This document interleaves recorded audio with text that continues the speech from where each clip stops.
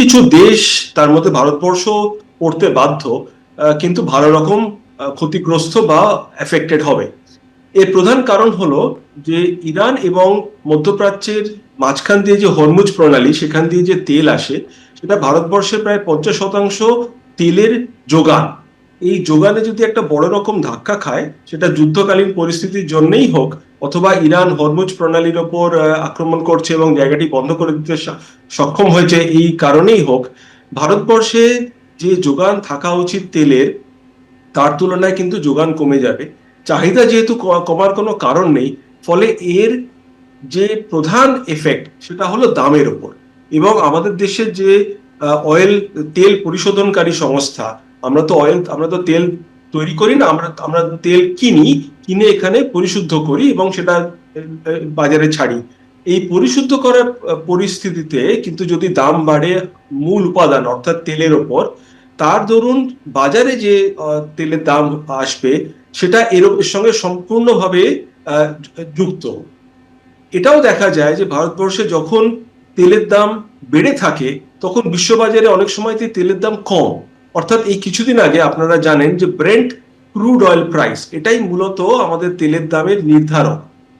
এই তেলের দামের নির্ধারক 2রা ফেব্রুয়ারি এই সময় থেকে কিংবা তার কিছুদিন আগে পর্যন্ত কিন্তু $60 কাছাকাছি ছিল প্রতি ব্যারেল। অর্থাৎ যে দামে আমরা তেল কিনছি সারা বছর ধরে, সেটা কিন্তু এই $60 তেলের দাম থাকা আর $90 তেলের দাম থাকার উপর বিরাট নির্ভর করে না। ইরানের যিনি এখন অন্তর্কালীন সরকারের সর্বেসর্বা আলী লারিজানি, তিনি বলেছেন আমরা নেগোশিয়েট করব না, আমেরিকা বিনা কারণে আমাদের উপরে আঘাত করেছে, আমরা প্রত্যাঘাত করব এবং যত দেশ আমেরিকাকে সাপোর্ট করছে বা চুপ করে আছে আমরা তাদের উপর প্রত্যাঘাত করব। এটা তাদের অফিসিয়াল স্ট্যান্ড। ইরান তার যে হাতের তাস গুছিয়ে খেলছে, তারা চাইছে যে তারা এমন একটা সিচুয়েশন করবে যে এই যুদ্ধটা আরো বৃহত্তর জায়গায় চলে যাক এবং সমস্ত দেশকে কিছু মাসুল গুনতে হবে যদি তেলের দাম বেড়ে যায় এবং পুরো জায়গাটাকে ঘেটে দেওয়া যায়। ওভারঅল আরো বেশ কিছুদিন আমাদেরকে মনে হয় এই যুদ্ধ দেখতে হবে। শান্তির বার্তা ভারত দিয়েছে, ভারত আজকে ক্যাবিনেট কমিটি মিটিং করেছে এবং ভারত চাইছে যে নিজেদের ভারতবাসীদের সুরক্ষিত রাখতে। ভারতের প্রধানমন্ত্রী ইউএইর সর্বেসর্বার সাথে কথা বলেছেন এবং তার পাশে দাঁড়িয়েছেন এবং ওভারঅল মনে হয় যে আমাদের আরো কিছুদিন এই যুদ্ধটা থামবে না বিশ্ব যুদ্ধের দিকে এগাবে সেটার জন্য অপেক্ষা করতে হবে।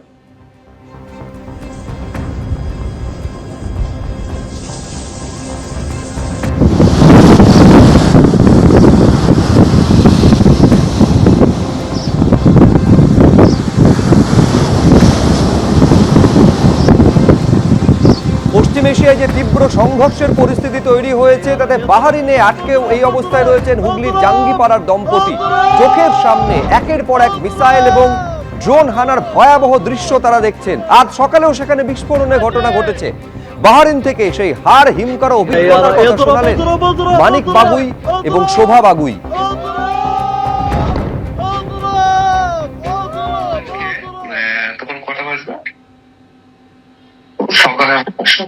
সকালবেলা তখন 12টা বাজবে, এইরকম টাইমে আমরা ডিউটিতে ছিলাম তখন। তো ওই সময় হঠাৎই বম শুরু হয় স্টার্ট। তো আমাদের এখান থেকে বেশি দূরত্ব নয়, তাই ধরুন বেশি বেশি হলে হয়তো 5 কিলোমিটার এরকম হবে। ফার্স্ট এখানে বমটা পড়ে, আমরা বুঝতে পারিনি জুফের এরিয়াতে। তো আমরা তখন কাজের মধ্যে ছিলাম। কালকে সকালে 8টা পর্যন্ত পড়েছে, তারপরে 2-4বার সাইরেন বেজেছে, কিন্তু তারপরে আর হয়নি ক্যাজুয়াল সেরকম। কিন্তু আজ সকাল 8টার সময় মানে ভালো রকম হয়েছে আর কি। না, কাল রাত্রে হলো তো, কালকে রাত্রেও হয়েছে, আউটসাইডে হয়েছে, এই মানামার মধ্যে হয়নি। আমি আছি বাহারিনে মানামা। প্রথমে হচ্ছে কিনা হচ্ছিল কি, যেখানে আমেরিকার বেস গুলো আছে জুপের ওইখানে বেশি হচ্ছিল।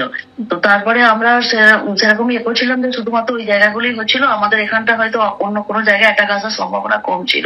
কিন্তু তারপরে যখন দিন দিন বাড়ছে, তখন মানে সন্ধ্যের মুখটা দেখলাম, তখন আমরা যে মানামা থাকি, মানামাতে হোটেল গুলোতে মানে বড় বড় বিল্ডিং গুলোতে এখানে ওখানে যেখানে মানে অ্যাটাকটা আসছে, হঠাৎ দেখছি এখানে আসছে ওখানে আসছে। তো আমরা প্রচুরই ভয় পেয়ে গেছি এখন।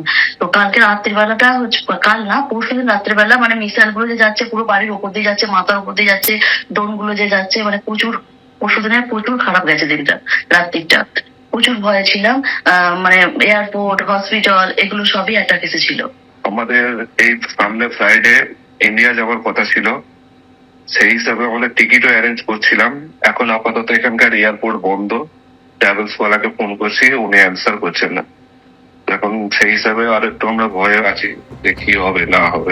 এবিপি আনন্দ, এগিয়ে থাকে, এগিয়ে রাখে।